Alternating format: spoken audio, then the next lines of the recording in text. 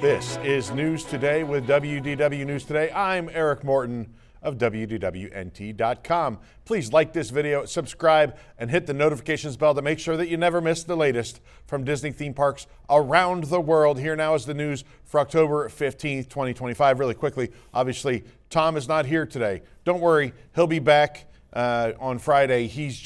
Today he's unavailable. So here we are. Sorry. October is in full swing, and we have released our second magnet for our Magnet of the Month Club. We revealed him. If you haven't been watching, this is one of our more obscure characters. Katie, roll the tape.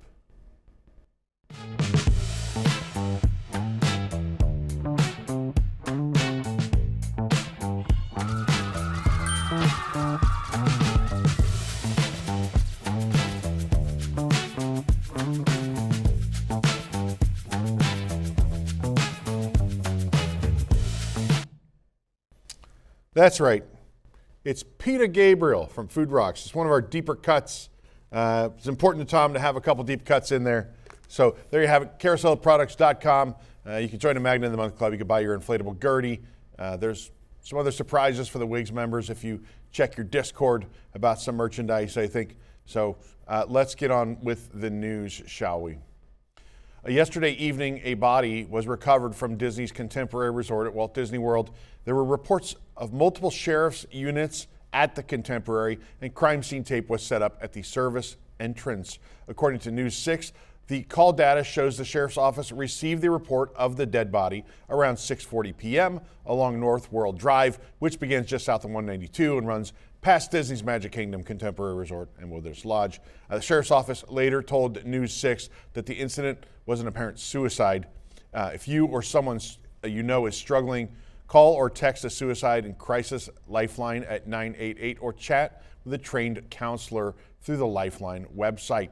In an emergency, call 911 or visit the nearest hospital. This is obviously another tragedy. We're getting a lot of these, it seems, in the theme park world in the last month and a half. This is obviously difficult for a lot of people, family and loved ones, and for guests and children that had to see this. This is unfortunate. This happens, unfortunately, at the Contemporary from time to time. We've seen these. Same thing at Disneyland off the parking garages. It breaks my heart every time. It's tough to have to report on that, but a lot of people are asking us if we knew what happened, and unfortunately, that looks to be the case. Crews have started demolishing Aunt Polly's on Tom Sawyer Island at Magic Kingdom to make way for the Cars area. Over construction walls, we could see a pile of rubble approximately where Aunt Polly's used to be. Although we couldn't see the entire area, it appears a significant portion of the building has been demolished, possibly all of it. Aunt Polly's was a quick service restaurant on Tom Sawyer Island, although it had not operated for several years before the island permanently closed this summer. The famous Tom Hart's Becky fence was also destroyed. Aunt Polly's also, it was kind of a vending machine location for a long time. A nice place to sit in a rocking chair and relax, now gone forever. Walt Disney World is selling Disney Mini Mix-It Plush at a markdown without its hat accessories. We discovered the hatless Mini Mix-Its in Big Top Souvenirs at Storybook Circus in Magic Kingdom. The available plush includes classic and green Mickey and Minnie, Pluto, Summer Donald and Daisy, Goofy, Clarabelle, and Pua. Mini Mix-Its were introduced early this year and are usually sold with Velcro hats that can be mixed and matched. These hatless Mini Mix-Its are $19.99, a markdown from their usual price of $22.99 with hats. The hats are not currently sold separately. Goofy and Clarabelle were the most recently released Mini Mix-Its and came with pirate hats. Critter Co-op, the gift shop located near Tiana's Bayou Adventure, is currently receiving new flooring. The first section of new flooring has been revealed and additional areas have been blocked off as work continues. Back in September, temporary construction walls were installed at the Critter Co-op. Previously, the flooring was made of stone and honey-colored vinyl plank that looks like hardwood flooring. Now the existing construction walls have moved and the new flooring has been revealed. The stone flooring still in place. However, the honey-colored vinyl plank has been replaced with a darker brown and gray vinyl plank near the entrance of the shop. Walls still surround a large portion of the store, including the fireplace. Work may need to be completed on the fireplace as a result of the flooring change. We will follow this. A new version of the annual Camouflage Mickey merchandise collection has arrived at Walt Disney World. This collection honors military service members, veterans, and their families. The new apparel and mug are available in the Emporium at Magic Kingdom. You know, Marine Corps Birthday is coming up. Right after that, we have Veterans Day. There's a hoodie for $79.99, a t-shirt for $34.99, a mug for $19.99. A pin is $14.99. The pin is a Mickey silhouette filled with the camo pattern featuring Mickey icons, and we found the pin at Frontier Trading Post. This program is brought to you by our official travel agent sponsor, Be Our Guest Vacations. Your dream vacation begins with Be Our Guest Vacations and their concierge team of expert vacation planners. Head over to www.nt.travel. Their team will then design your next magical vacation from Disney World and Disneyland, Disney Cruise Line to Adventures by Disney and more. The best part is their concierge services are 100% free, so book today. Ahead of its reopening, Spaceship Earth has had a lighting feature on the exterior of the attraction restored. Spaceship Earth has been closed for refurbishment since late August. One of the tasks Disney is focusing on is refreshing that exterior of the base building there, not the geodesic sphere itself. The restored lighting effect comes after Disney either replaced or refreshed several sections of the vertical panels. One of the attraction signs outside the entrance now shines green and blue LED lights. For now, only one of the signs has been repaired, though sources say the team is working on fixing the other as well. The lights have a shimmering effect. The entrance has also recently been repainted, giving the exterior a fresh look. As for the interior, well, we'll have to wait until October 25th when the attraction is scheduled to reopen to know about that. This week's Pin Tuesday at Walt Disney World featured Jack and Sally pin for $22.99, a Zero, also $22.99, Jack Skellington, $22.99, Lock, Shock, and Barrel, $22.99, Wondrous Worlds Alice for $34.99, the 25th Anniversary Medal with Pete for $22.99, and Superhero Transformations pin, also for $22.99. Two new Figment shirts have arrived in Epcot, one for adults and one for kids. These are available in Creation Shop. That's the flagship merchandise location at Epcot. The adult Figment Camp shirt is $69.99. This dark purple button-up features an all-over pattern of Figment in different poses. He's depicted with and without his yellow sweater, sometimes with a light bulb above his head. The pattern also includes neon pink and blue ombre triangles. The youth t-shirt is $26.99. It features the same design as the sweatshirt released earlier this month. It's white with short sleeves and a crew neck. Figment is in orange cursive letters next to a large image of his head. The back of his head and a mirrored version of his name are on the back. The wheelchair-accessible boardwalk in the Canada Pavilion at Epcot has reopened after a 3-week refurbishment. The boardwalk has been closed since at least September 23rd. It's one of the entrances to Canada Far and Wide in Circle Vision 360 Theater. The main entrance remained open, and guests who would usually use the wheelchair-accessible entrance could instead enter through the exit. Now both entrances are open again, so guests can take the boardwalk or the stairs down to the theater. There are no major changes to the area. The refurbishment was for general maintenance. The Canada Pavilion has seen various updates this year. In August, the waterfall effect returned to the pavilion after 3 months. This past spring, the family restrooms reopened after several years. The new Chateau de Voyage DVC Welcome Home Center opened in the pavilion as well. The Norway Pavilion at Epcot has new Viking-inspired apparel and drinkware available as part of a new merchandise collection. This collection can be found in the Fjording, and it includes a hoodie, t-shirts, a ball cap, an ear headband, a horn goblet, a horn shot glass, or a toothpick holder for those in the know, a glass, and a Viking hat mug. After almost 7 months living at the seas in Epcot, Mermaid the Manatee has been released back into the wild. Mermaid was rescued from the Homosassa River in February and arrived at the seas back in March. At the time, she was approximately 525 pounds. Her name came from her split tail, resembles that of a mermaid. Disney's animal care team helped her regain her strength and weight of at least 600 pounds. According to the cast member we spoke to, times of the year with cold snaps have a higher level of success for a manatee's reintroduction to the wild, and Mermaid was released last Thursday, October 9th. Guests can still see manatees. Tanamura, she's 380 pounds, and Cider, 955 pounds. Cider has gained a significant amount of weight since moving into the seas in February when she was 750 pounds.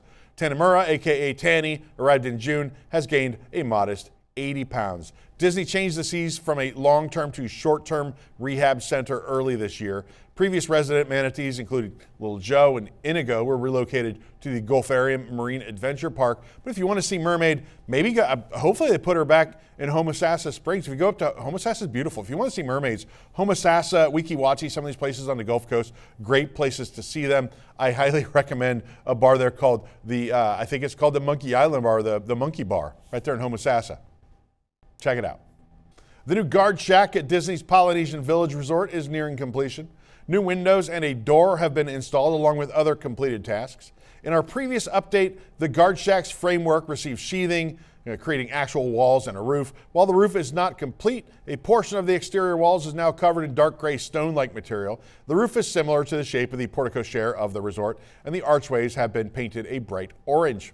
In addition to the progress made on the walls and roof, a new door has been installed at the entrance to the guard shack, along with some of the windows all around the building. The installed pieces have clear plastic coverings with red tape, while several crew members work on installing more windows and completing other tasks on the roof. Construction on a new entrance and other Polynesian developments, those projects will continue through 2026. The front entrance, roadway, and bus entrance are being reconfigured in an effort to alleviate congestion in the area. Did you know there's a way you can save big at Disney Deluxe Resorts? Well, today's show is brought to you by DVC Rental Store, a great way for you to plan a luxury Disney vacation on a modest budget. You don't need to sign up for a full DVC contract, but instead, they will allow you to rent the points you need for a magical stay. Really is the best way to stay deluxe at a fraction of the cost. And now, thanks to their lowest price guaranteed offer, you will always have the best price on the market. The rooms are discounted up to 75%, and they have the largest member inventory for points, so there's lots to choose from. For a limited time, your next Disney Vacation Club booking or point rental with DVC Rental Store is worth even more magic. From October 15th through October 31st, you'll earn 5 times keys in the Key Holder Club loyalty program when you either book a stay as a guest with DVC Rental Store or rent out your points as a DVC member through the DVC Rental Store. That means 5 times the rewards for every vacation booked or every set of points rented, but only during this special 2-week window. Check it out in our description. Disney announced on Tuesday that Kevin Lansberry, Executive Vice President and Chief Financial Officer of Disney Experiences, is going to be retiring next year and will be replaced by Michael Moriarty. Moriarty has held Disney leadership positions for nearly 2 decades. Most recently, he has been President and Managing Director of Hong Kong Disneyland Resort since 2020. During his tenure, Hong Kong Disneyland opened World Frozen. He was previously CFO at Walt Disney Imagineering and Hong Kong Disneyland Resort and held finance leadership roles at Walt Disney World Resort. Lansberry will retire in February of 2026 after 39 years with the Walt Disney Company. He has worked across divisions and departments, including serving as Vice President of Downtown Disney at Walt Disney World, VP of Disney's Animal Kingdom, Senior VP of Worldwide Travel Operations, Senior VP of Revenue Management and Analytics for Disney Parks, Executive VP and CFO of Walt Disney Parks and Resorts, which later expanded to include consumer products. He was interim CFO for the Walt Disney Company in 2023. Following Christine McCarthy's departure, Michael Moriarty brings a deep understanding of our long-term strategy to broaden the reach and impact of Disney experiences, said Disney Experiences Chairman Josh D'Amaro. His global perspective and leadership will help guide us through an exciting chapter of growth, reaching new fans in new places and on new platforms. Disney will announce Moriarty's successor at Hong Kong Disneyland at a later date. The Emporium at Disneyland was evacuated yesterday. Alarms went off in the gift shops and dining venues shortly before 11:30 a.m. Pacific. Cast members ushered guests outside. They then stood in front of entrances to keep guests from going back inside. Guests dining at Carnation Cafe were forced to leave mid-meal. It was raining in the park, so guests weren't dining outside, but many were taking refuge in the gift shops and remained crowded around those doors. The Emporium, Carnation Cafe, Candy Palace, Candy Kitchen, and Penny Arcade were all affected and remained closed for about 15 minutes. Gibson Girl Ice Cream Parlor and Refreshment Corner had not yet opened for the day, though. Jolly Holiday Bakery Cafe around the corner was still open and operational. Because all these buildings on one side of Main Street are connected, a fire alarm in one building means they all have to be evacuated. However, we don't know for sure if the alarm was due to fire or smoke. Jungle Cruise was also temporarily closed, which could be related or could be due to weather. The attraction and Main Street shops utilize the same backstage area. There was a similar incident about a month ago. This is not unheard of at Disneyland, but it's noteworthy for those of you making your vacations there. Sleeping Beauty Castle in Disneyland Park is getting ready for the holiday season, and snow has been added earlier than ever. As Disneyland prepares for the holiday season, crews have begun installing snow that covers the turrets. Work began on October 13th, the earliest it has ever occurred to our recollection. Guests will see snow covering the middle portions of the castle. Right now, it's on 6 blue castle turrets. Eventually, snow will cover all the turrets. Wreaths, garland, and icicle lights will adorn Sleeping Beauty Castle as well. The 70th anniversary sign and banners remain on Sleeping Beauty Castle. You can compare daytime and nighttime images of Sleeping Beauty Castle when it's fully decorated for the holiday season. Holiday at Disneyland Resort will run from November 14th through January 7th of 2026. Guests will be able to experience festive offerings, including meet and greets, Christmas fantasy parade, attraction overlays, holiday themed food and beverages, and much, much more. I will say, Tom and I will not be going to Disneyland for the kickoff of the holidays on the 14th. We're going to, if you've been watching our channel, we know Eden can handle it. Eden's going to handle the holiday kickoff, so we're rooting for her out there. I know it could be a lot. So best of luck to her. Tom and I will be on a Destiny preview around that time. Disneyland Resort will resume sales of Inspire and Believe tier Magic Keys in November.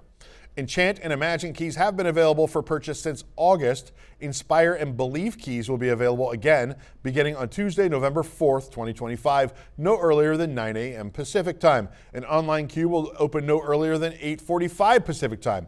Magic key renewals remain available. Disneyland increased the prices of Inspire and Believe keys. I believe we talked about this last week. Here are those new prices. Just a reminder, the Inspire key is now $1,899 and increased $150 from $1,749. The Believe key is now $1,474. It increased $100 from $1,374.